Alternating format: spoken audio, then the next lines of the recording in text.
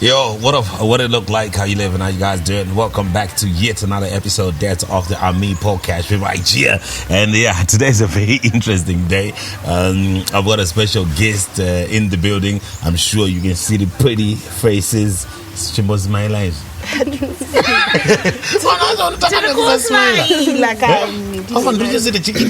Intro like, yo, I've got my pretty girls in the building.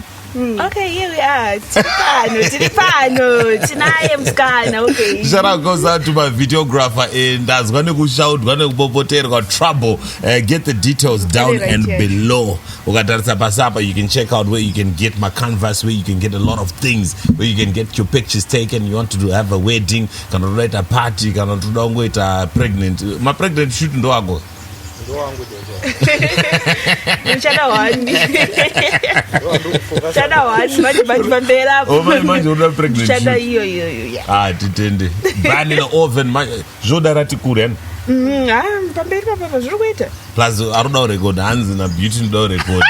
MACHISOTA sorting out the sound is always in the building. Engineer, but engineer got pass. But yeah, don't the sound. Because in the studio, Chikanga back with TM Gagwe. You can check out that's where he's at, and you can record. And this is really read him. So the promissory Rosie Rosie. Today, Rakobs, pane redeem Rakobs, Ragad promissory Sadra Buddha. Rakabuda Garre. The Masonga Chanzana Manzwa. Cannot Kundipa Satandi by him. I don't go check up on YouTube. Go on YouTube. It's called Trust the Process Redeem. Yeah, it's out already. And the Taura, I think if you look up screen up, you're gonna check out a special video. You know Buddha Manji Manji. In case you guys don't know who Ashie is, I know Beauty Rise Moons. You're doing my skits. My debut. My debut. It's been long.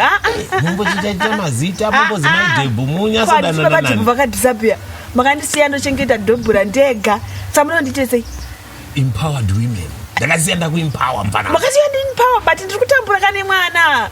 Mana ndibatikira izvo zvere badi. Mwana sandi baba, mwana mukadzi. Musha mukadzi. Mwana mukadzi. Ingai vantu. Tungozvinzwa. Tungozvinzwira. Mwana arukure. Wane mangani muri amuchatoziva makaita zviro zvenyanditira. Ndikatotanga zvimwe musada ndikwidza faro gonya yangu otherwise ndikatotanga kutotangidza musikana wekuchema ndoita ndikudzoka ndikatotanga masongo achilmaster yangatanga kudzoka musoro mangu ndikatanga kuchema izvo so sadaro baba debut. Alright, so you guys, in case you haven't watched it, check up and below, up above rather, so you can check out the video. Yeah, Ashie, I know it's Ashie WaChillmaster. Ashie WaChillmaster, yes. It's Ashie. Triple. What's good? Welcome to the podcast. She's too shy, you see? Too shy, they don't know. But people who are shy, they cry a lot. They cry. Why? They're too emotionally. I mean, I don't know. Vari vega vanodzamisa. Zvokuti paanozoda kusangana nevanhu kudai soka zvimbudire zvakanaka.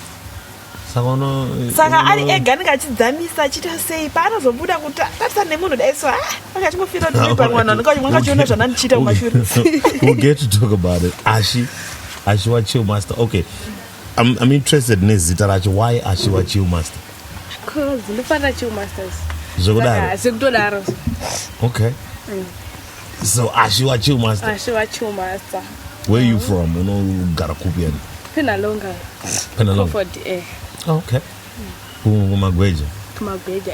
Urugweja. Ayo wani. Ausara mononga. Ndisa ndandozuri zvinoita kana godra chandoriziva. Be asi gweja. Ayo asi. Asi gweja. Be ndi Chillmaster. Ndi Chillmaster. That's why it's called Ashie WaChillmaster. So okay, Be to ball ndakaona page rako on TikTok and whatever rakatozi Ashie WaChillmaster. Chillmaster Anoera nazvo. Ndizoziva hangu kwari koko kandizoziva. How you don't care? Meno. Akambobvunza here kuti chii chiri kuitika. Asati ambondibvunza asati. Okay. And what's your relationship muri two? Na Beauty. What's Beauty wa manager? What manager?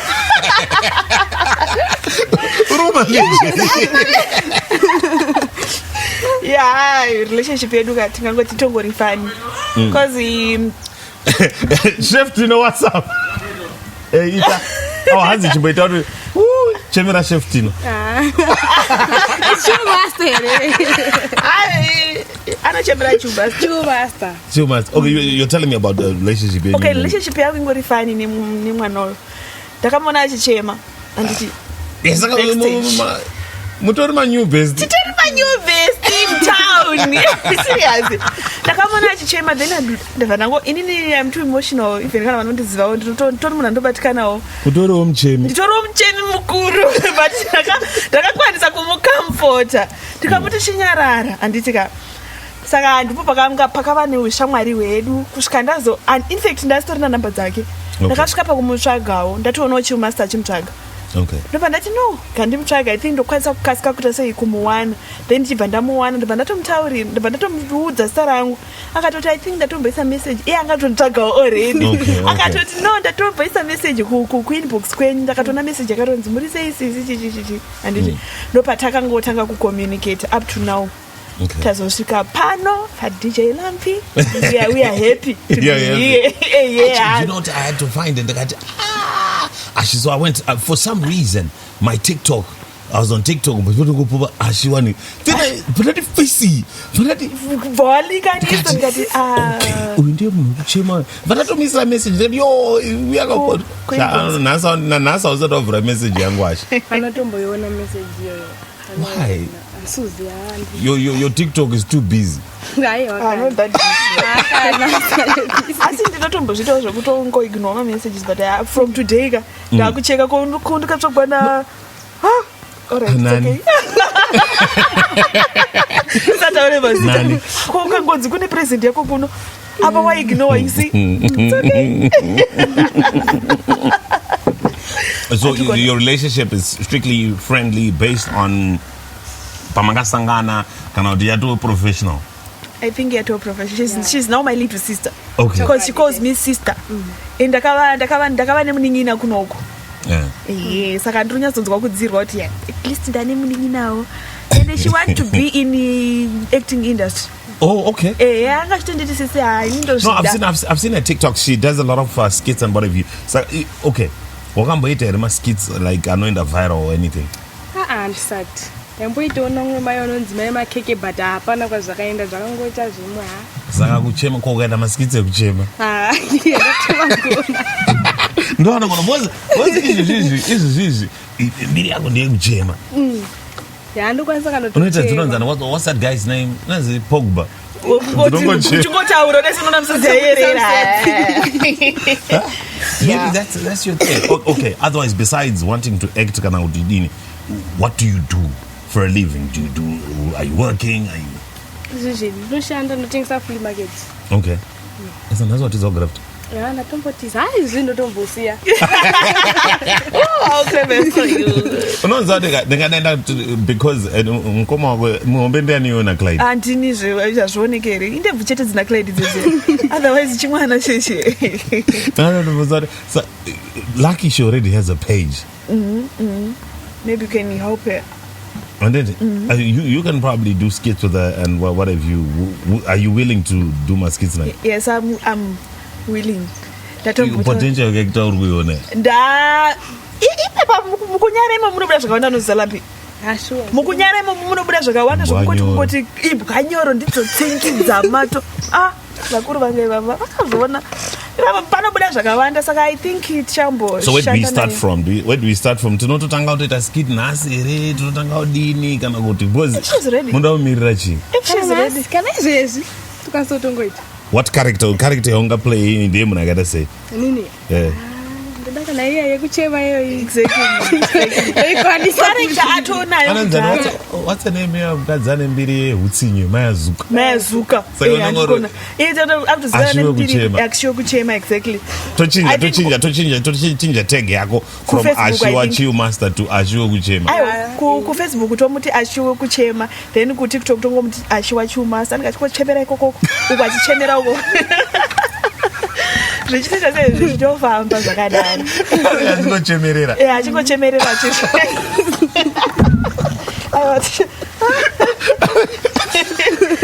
Achikochemerera riko. koko. Okay.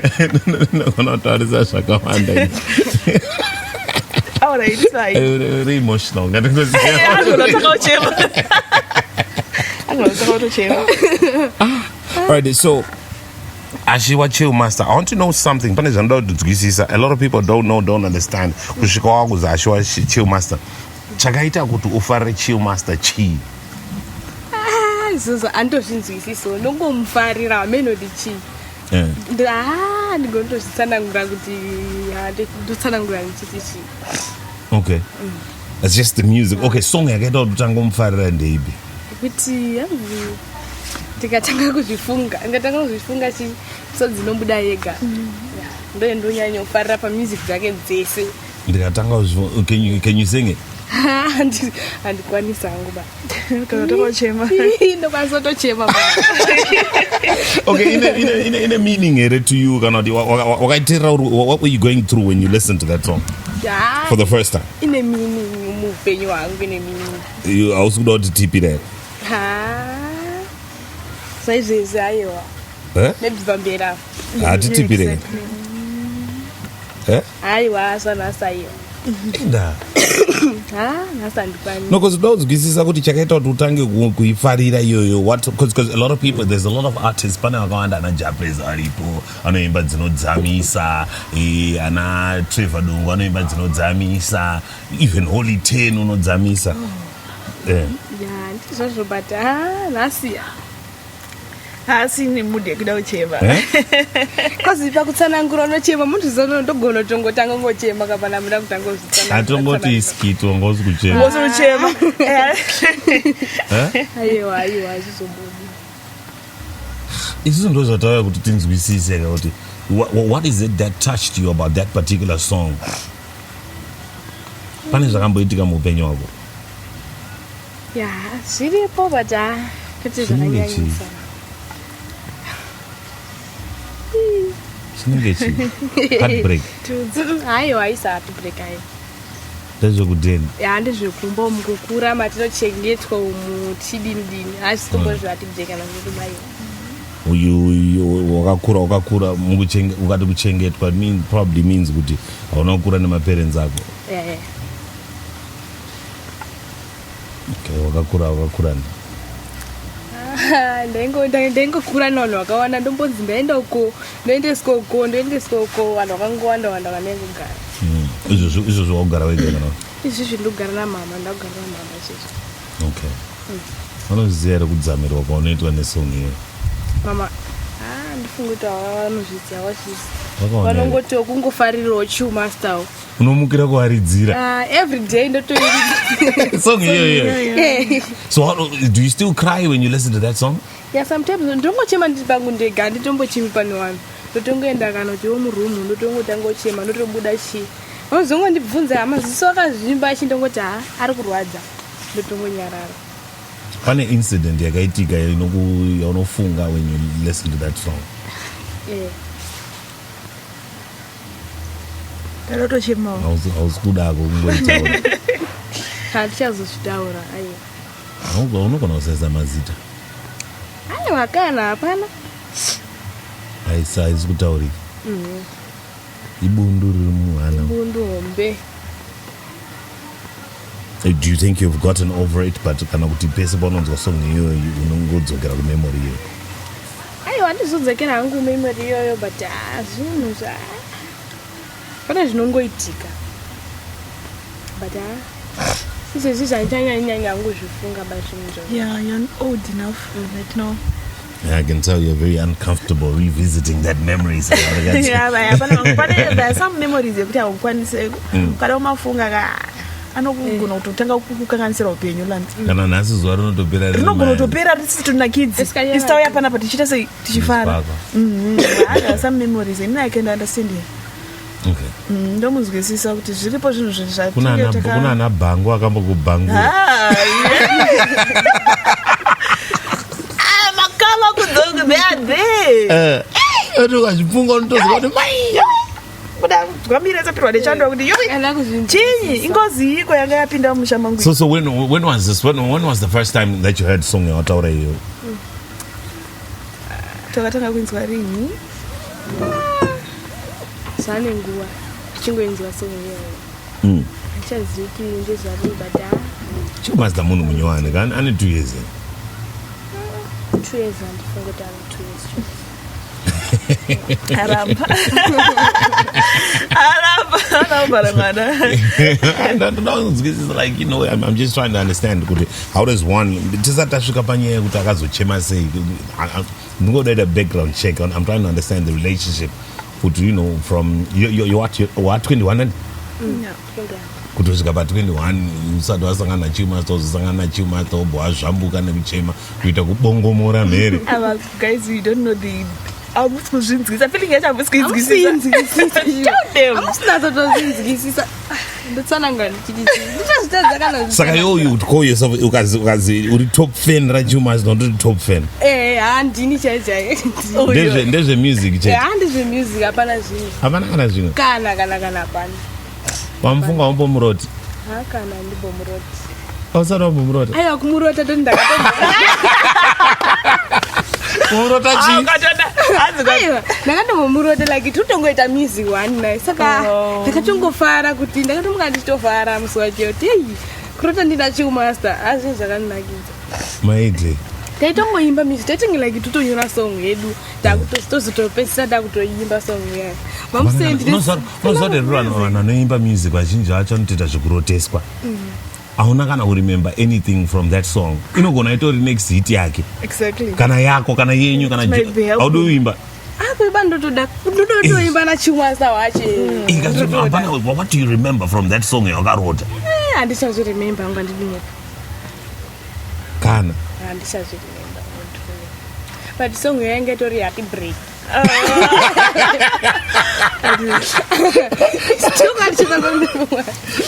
song iyoyo. Have you ever you wakamboita heartbreak? Inini handisati handitozivi nechinonzi heartbreak ndiyo unogara wakavhiringa ndotota kuti hachadi ndikatotora zvava kutonetsa ndoti makasa that's my girl but haufungi kuti iwewe unoita zvekuavoida heartbreak ndosaka uchitodzamira unenge uine what do they call it unclosed issues kana kuti maissues anenge angorimo.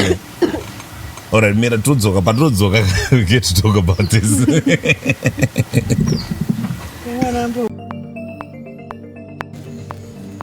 Imagine the difference. See the images. Picture the motion. Are you looking for quality photography, videography, even drone shots? Look no further than Trouble Photography. Get in touch with Trouble on the action line 0785 360 396. Let your memories be a memory, not just a memory without a memory.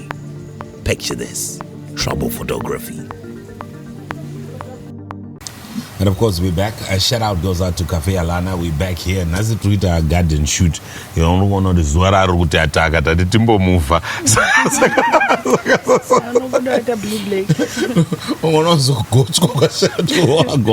yeah, thank you guys for watching. Remember to subscribe down and below. Tell a friend to tell a friend. This is the ImMe Podcast. And we do this all the time. We catch up with stories that are happening in and around Africa. World over. And today, in case I'm joined by Ashie WaChillmaster, Ashie WaChillmaster, and also Beauty Rice, aka my debut. But yeah, Nazar Panam as the management. Saumba kwenyu na Clyde muruba ora yawanu mjite management yeye mkomana ndakatomtsamira akani management alo management kuti ase Clyde anofarisa munozazi kwai ndikumufonera ndikuda kutozama kuti nditotaura nehanzvadzi yangu zvanzi kwai alo mukutaura nemanagement kuti management yani management ya Clyde kambozvitsveta kambozvimira asi unoziva kuti inini ndoda kutombotanga kuzvitraya nema-acting skills angu ndochinja kavoice ndotanga kudaira rise mumwe munhu ndiri PH chimirira chiitirai vamwe vanhu kwete isusu. You can do that kune vamwe vanhu kwete isusu kuti kwai low management ndo taura nemanagement ndakati iwe niswa asi ukaita famous unovhaira unenge usati wafamous ukamanjira azi handivhairi unenge usati ayo anotongovhaira notongomuona achitokura kudai so kuti apa tichanetswa apa. asi wambotaura beauty haufungi kuti ashitsotsi inini hangu ka tambotaura kuti imbwa nyoro ndidzochi. Okay, let's go back to your character. Uri munhu akaita sei? Munhu akanyarara singadi zvekutaura kutaura ndotaura but vanhu ndisandajairana nawo atauri asi tikazongojairana haiwa ndosaka uri kutaura seni so that's me ndi munhu akanyarara. It's okay. wanzibata munhu akanyarara ndobata iwo. Alright, it's fine. Nubu izvozvo zvokuti munondifungira handimukona iwo uri kundifungira ndiri nhubuka but inini ndanyatsozvinzwa inini kuti ndiri munhu akanyarara but inye kuda kujairai tinotamba tese saka makonange ndiri nhubu ndaane freedom muchazomuona musikana wekuti kana ane freedom tajairana mutozichamisika kuti yuwi kuti munhu ataita akanyarara. Saka Ashie mama wako akaiona here video yako iri kutrend? Havasati vaiona. Havasati havasi kuzviziva. You are avoiding kuti vatomboenda pasocial media. Vatomboendipo. Unoziva kuti maraini mune team dzine makuhwa hapana atamboti havasati vambondibvunza ngamene kana vakazvinzwa but havasati vambondibvunza. Unofunga kuti if she is to see video iro vanogona kuti hapana vangadotisi ngoti vanotongoziva kuti ndomufarira vanotongoti mwari makaita basa makasanganisa nemunhu anofarira. Alright, if nhasi tomboti wasangana nemunhu asingazivi Chillmaster song yaungamuplayere kuti izwa uishasha ndeipi? Ndotomudzira makanaka. Uri kuudzirwa nemanagement. Management ndambokutaurira kuti management. Iwo unodzira munhu. Makanaka rinobuda wangu asi ndinozongonyura. Why that particular song? Okay, let me just say management. No song yakakasika kuzikanwa nevanhu I think so. Indoziya hora. Hora kunoti hora kakozota iye heartbreak hora kayenge tongori hora tsako dzaunotongogaya but makanaka manje kwanzi munhu anodiwa asi rinonota sei rinozongopea. So you think kuti vanhu vese vanonyatsoda Chillmaster inyaya dzeheartbreak? Exactly. Mujolo mujolo yanyisa iwo runyanya kutaura nyaya yeheartbreak iwo uyati handina umboita heartbreak iwo wakaita heartbreak. Aiwa ini ndakura asi wakamboita heartbreak ini ndakaita heartbreak kudhara ini nangu I think heartbreak ndakaita ka1 chii chakaitika ngomana yega akadii ndaimuda iye achitida pakangoitika kasili mistake zvokutoti kana nhasi ka kanyaya kachona kangori kadikidiki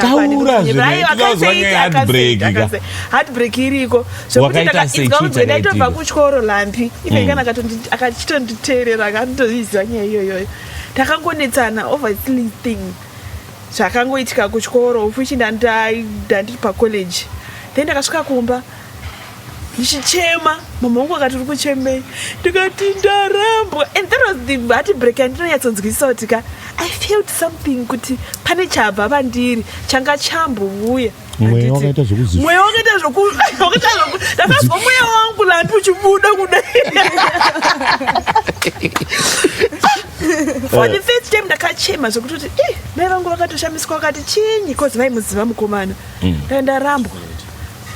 ndarambwa pano mai Gimlet yakaipa ndikandarambwa pano mai zvokutoti kadai vanga semunhu mukuru ingadai vakatobatsirana neni kuchema kozi vakanyatsanoti mwana wangu asi nyaya usati wataura iwo uri kutenderera toda kuzwa nyaya kuti heartbreak ka small thing ndekapi zvinhu zvinoitika mulife kalambika hadi kunyepera chimwe chinhu chaunotora as a simple thing kwandiri ndogona kuchiteka as a serious thing You understand? What happened? You want to know what happened? Yes. Next time. Next time you is that usaisa akozita, but just tell us no, what happened. No, inyaya all right. Tingamoti inyaya imakuwa. Vanhu vaingotaura kwavasina kuswera kwavasina kuona. Saka zvinhu zvakaita kuti kuone mumwe mfezi. No, I was not kind of that person. No. Iye munhu yega ave achinditora every day kuchikoro. In fact kumba makuseni achinondisiya pachikoro. Handiti ondidzosa pamba saka apana pandaimboti ndaimbowana mukana wekufema kuti ndingati ndakaita something kuti ndakata chinhu chakamurwadza but inyaya yekuti munhu akazongoteererawo makuwa ekuti urutendera nyaya yako vakare munhu une heartbreak hausi kutaura nyaya yacho heartbreak something that can already. Right, so if today munhu iye akateerera kana kuti vanhu ivo vakaita guwa iroro ukavadziwe vadedicatere song, which song would it be? Judas Iscariot yakachemedza hatisigoda hatisi amuriva wangu song here usikunyatsaiziva Chillmaster okay kubva I think from the day remusikana kuchemaka ndindatoo chibaba chaChillmaster kuteerera masong aChillmaster one by one kudai I think ndikatokuratidza playlist ranguka from pekutanga by masong aChillmaster ndichimanzwa ndichinzwa heartbreak chete kuti ngoti ashati hanzi akamboita heartbreak ndaida kutobvunza kuti song yanga dedicated munhu akatanga kumurwadzisa hausimbofika wakaita heartbreak handizoziva hangu pamberi apo exactly asi zvaizvo zvangu handisati ko paunenge uri kuramba munhu uya pane song here yekuti unobva wati iyi ndo dedication sitakakura mazuva emadedication aiwa handinawo pane kangu katakakura tichiteerera chete mese muri vapfanemi pane kaimoni kanzi fuck what I say told me ndiri chachisensa fuck you I don't want you back yeah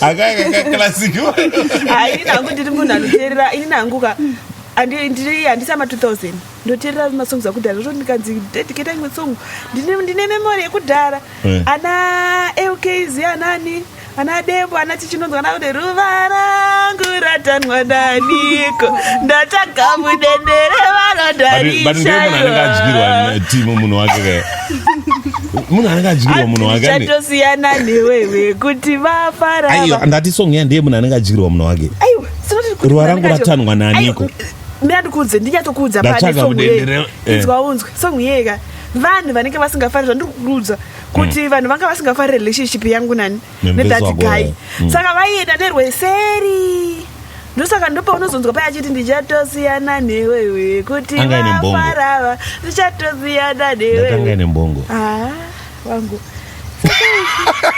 let's talk about this girl okay it's not about me though right mira what do you believe it's okay zvafamba zvakanaka hatina kushaisha right okay todzoka kuna Ashie should we go back todzokera to that day bozimwe zvese nyaya yorwandisa usida kudzitaura ndauda kuti tichidzokere kumusi last weekend paChillmaster 27 ndakatanga kuona mapost ndakazoona kati patiktok pako une mapost uchinkaridza vanhu ndandeikwa Chillmaster chichi outfit wanga wakatoplana aiwa inozorede mechi koza makala ndakaona utanga kare yakaita maroon inga ichi burgundy whatever yo brown chichi saka waitoziva kuti ndo outfit yatiri kurova aiwa ndakasikatombozviziva benoti chii chakatomboitika ipapapo so I saw pane pakati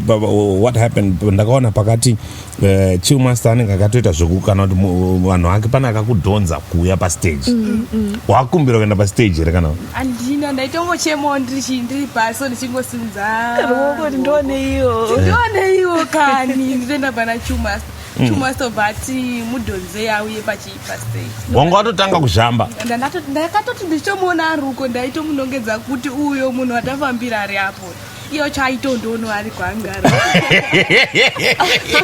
kozi katakatotarisana nevanhu vanga varipo vese how did you see kuti akatarisa iwewe ndozona kozi naitonazotomunongedza kuti uyu Chillmaster uya kana tariro anga aripo kandozviziva right. Okay, forget that tisati taenda kunyaya iyoyo iwe ukapiwa 30 minutes dzekuspenda naChillmaster zvisinei nemusic unoitei kana kuti what would you talk about?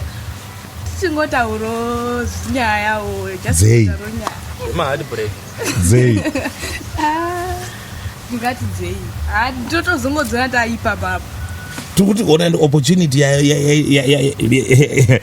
paitika opportunity yekuti iwe uruta 30 minutes naChillmaster obva wapiwa mukana what ungatanga kumuti chii? ndotozotozvona ipapa kozi izvezvi zvani handina zvekuti ndingati ndoti chii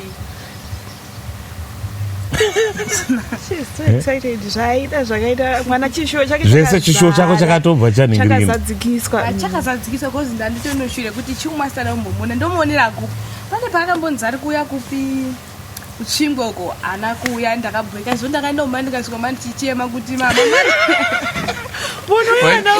waichemera mari kana kuti waichemera kuti ndamupotsa? ndamuchemera kuti ndamupotsa Chillmaster kozi chungu yangu yaida kuona Chillmaster ina nhasi handidunyepa ndichiri kutongonzwa kudongora machingomuona. So this one was like first show yako yekumuona ingatori first show yekutoona Chillmaster in flesh real wazwa nekumurota hayi wakawanda Hagi wakaiona here Lampy. Hagi. hagi wanike zvambo kodona wanga wakuchidonei andinotasabve pandiri usaende kuona ka vanhu vesanga vabhadhara kavaoda kuona show ya ndizvo hazvo but it was your moment haizvozvo ndasikachazvitarisi kana kutombozvifunga kuti tine vanhu hatinawo haiwa ndakutofunga kuti inguva yedu chete tiri chete just the two of us. So vakawanda people are saying a lot of things because you are going heartbreak but you what you are heartbreak vazhinji vari kuti wanga wakadhakwa zvikazi munomupireko doro Exactly, that's a wanga wakadhakwa that is comments. handibati doro handimwi doro wamwe doro handimwi doro ndasinotombodhakwe papa are you sure wamwe doro shuwa handimwi and handisinodhakwa ndikungotaurawo I tried to explain to them kuti guys mwana anga asina kudhakwa. ora saka kudonha kwese kwaya ndi Chillmaster mufaro ndati kufara guys unzwa the last person wandoziva akadonherwa like that vanhu vaidonhera Michael Jackson saka tingatoti Chillmaster anga Michael Jackson Chillmaster muhombe muhombe hake aiwa anotodarika Michael Jackson. You can say that again. You can say that again. Why chinoita kuti iwe anodarika Michael Jackson chi message kana kuti kugona kuimba kutogona kuimba Chillmaster anogona anogona saka ukatozi Michael Jackson apa kuona saka na Michael Jackson kana na Chris Brown kana na Chillmaster ndomaiona Chillmaster ndomaiona Chillmaster zvakanaka handina kana kupotsa nendaona Chillmaster saka kuiswa mukwende uda irasta chere aiwa harisi chere kuto inonzi ma-goals Chillmaster and Ashie goals mwambotera song yake kuti usazondikanganwa kuda that song va inotirwadza isusu takakura namai. Okay. Ndechi ozero. It's all about mai vairaira mwana kuti kana zvazonaka kumberi usazota sei sazotikanganwa. Okay. Saka ndino mwana wacho akachinzi kuda that's his name kuda kwa Starstruck Chillmaster. Ndanga zinofitwa nezikuda. Azazina kufitwa. Ndangambopotsa aenda kujeri baba. Achinzatsika munhu watu kwendoti achinzi akatsika munhu okay because akabvuma nyaya ngandizve saka iwo how did you feel about it kana dai akanzi akaenda kuseri netengoendoko munyaya kuti kutongoshaya hedu mari yekuti tizongofamba waimendesera magunani aitoendesa kuna Chillmaster ibvezvizvi Chillmaster arwara kungoshaya mari kana kuti imwe kwacho ndotoenda kana atosungwa kwacho ndotoendawo kana patone zvitonzi zviri kudiwa GoFundMe ndiyonotanga ndinotanga unoenda nabhei wako Wandega. Anabhe. Andina Wambotaura vanudu naye. Anotaura naye. Anoti ndati takamboita. But Paris. Ndakamuramba akatanza ndina heartbreak. So Chillmaster dzikangouya dzikangoti all of the sudden my emotions akashowa paya inini hangu haingori kungoti ndandisingazii but handotolavawo panorema panoremei ayo maselebhu ava kuzopinda nemaselebhu murudo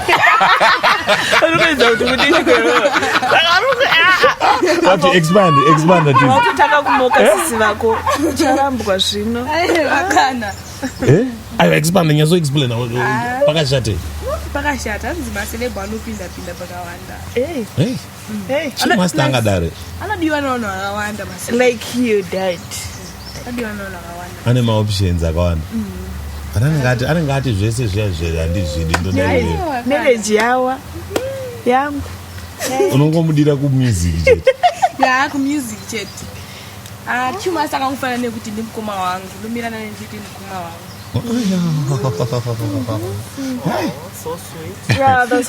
Chillmaster kana uri kuona kaizwa vangu waiswa unonzi brother zone sisterhood is proud of you here in Mutare. You're proud of her or proud of him. Sisterhood here is proud of him. Alright. Natofara kuti ndana mukoma kozi takatobarwa ndiri wani. Alright. Natofara. Inezi tarufunga kuti paungori wakarota papa zvanga zvatozadzikiswa kati chiroto chazadzikiswa amen beauty anotaura chokwadi kuti ndezvepakama. She's saying the truth. I think angubva pandaziva musikana ka zvinhu zvese zvaari kutaura ka maquestions ese awatomubvunza ndatombomubvunzawo saka ndafunga pamwe maybe inini ari kunditenderera just because ndiri sisi vake kana kuti pamwe achazo ayo. And he's about to launch album rake I think ndemuna August ani? August 8 August. Yo ngade kuenda kuenda ndinoda but nyaya dzemare manje ndozvinozondinetsa but kuda kamoyo ndendiri kutoda zvekutoti iye kuti inini ndikazoti uende neni azvizobudi saka ndichati management yati inoenda newe saka ndisizwa chete charizina naChillmaster. In fact paanoona inhingirikini toda kuti toda ticket redu rekuvip andizvo vvip tiriko accommodation management iripo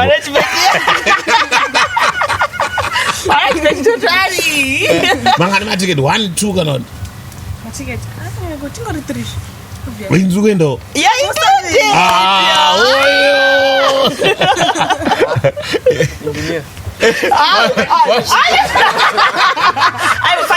Five. We just make it 5. I think I 5.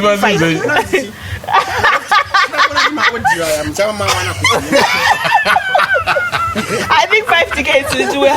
We are good to go. 5. Okay, 5. Tickets. No, I'm tired. To attend the album launch. What do you expect? You know that you are a top fan. Or and to love Chillmaster Zukudaro. And obviously, don't follow up video since you had actress as well. A video next one. Exactly. Zvikanzi wewe chaungashuire for life ya Chillmaster, what would you point at? Kana ngati chi exactly? Chiroti mukomana ngoende mberi nemizi. Handizvo zvatori mberi. Pane kumwe kumberi kwaandofanira kuenda. Anofana kuenda mberi chako chaiko kumberi chako kupedzisira chako ndokwanofana kusika. Sekupi? Kumberi alright. Kumberi. Chikuru kubairira mberi. More music, more Chillmaster. Zvambe zvichitongo enda. Iwo unofarira dze heartbreak dze ma family issues kana kuti dze streets kana dze mujolo kana dze power. Tofarira dzese. Chero dziri kuimbwa na Chillmaster. Chero parongoni Chillmaster. Nyangwa akaimba dze kuchechi, akaimba dzepi ari Chillmaster chete.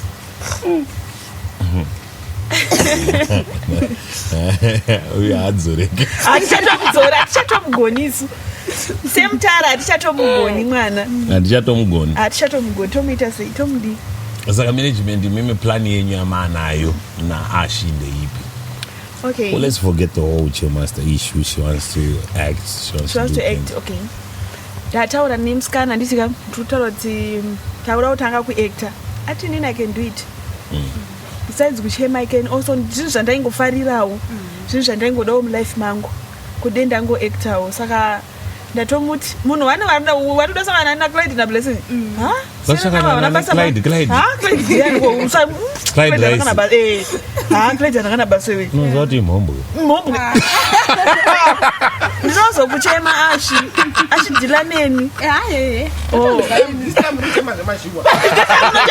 Iye manje unokuchemedza ndikukunyepera. Iye unokuchemedza. Zvehati kana ungosota ngambeta ati break ka uyu anokuchemedza manje. Trust me anotanga kuti party break. Ndiye anotanga kutokupa party break yeye. Saka tiri kuti tichafamba nemusikana.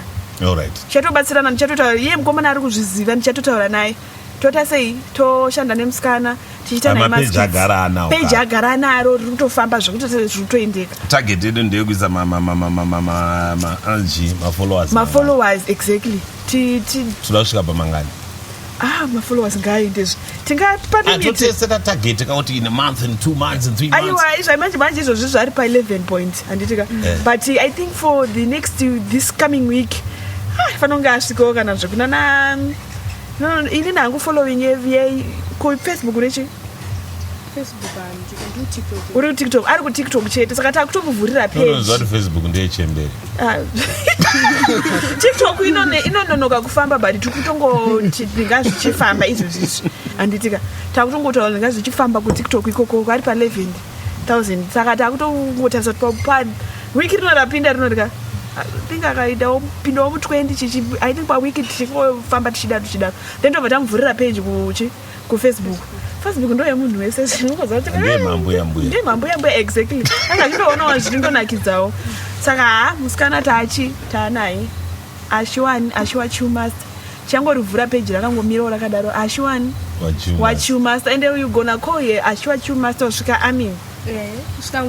kusvika muguva ukazoshotka unoziva pane pekuti unosangana necelebrity kana munhu wako unofarira obva akuendera left zvekuti unoti imwari imi. But I think from now akumuziva haazonyanya haufi wakashotwa. Handishotwi. Hapana kana chaanogona kuita akadini handishotwa tongoitawo zvenguva diki but zvinopera. Ladies and gentlemen, it's been yet another episode of the ImMe Podcast. Till we link again, we out. Who don't shout out tonight? Management, you don't go shout out to my sister, Queen Florida. Munodiwa sisi vangu. She's my sister. I think unaona utu utakafana na Queen. Chimama. Ali pamuromo imi mukana mudakona na neni. Taura about Queen. Queen ndi bro wangu. I just want to say shout out to my Sarah. How are you? My Sarah, you're right. You nyaya yako yekusawa podcast kwangu tudaonetsana my Sarah. Ndiani mungu? I just want to say shout out to my brother. Iye yu mombwe yedu. Yemumbai. Clyde ndiye akataka kuya pa podcast yedu. But ndoda kungomuti yesika. Anditi mwana wa baba wangu emusango. Saka ndozvitowo sei. Ndakamutangira zvi saka unofanira kuteerawo futi matsimba angu. Uri sei? Aiwapo, aidabo. Ashie. Handina zvekutaura. Hauna kana mashout out kana my friends? Handina. Hauna shamwari? Aiwa. Ukoya nani kwa Chilmaster? One last shout out. I mean, you please, can I hey. But you are going and got Chilmaster kana usina shamwari. Ndakana tariro. Na join. Also do I shout out. Wow, usiya uchichema. Okay. There is one shout out I want to say. Okay, guys. There's a man behind me. Shumba. You Shumba inonzo. Vanobata basa. Tedwe kwangu aiwa munodiwa stereki. Ndokudai because he always supports me. He supports me guys. Avana chichironakidza kusupport nemunhu anokuda nemunhu nemudiwa wako. Yo, shout out to Chumba. Especially business. Exactly. Business rekuekitari kanota munhu akasimba. Riri munhu ane hana neto unongaonza kuti zvozodai shumba neshamwari yake Millicent. Ndokudai vanhu imimi. Thank you so much. We out.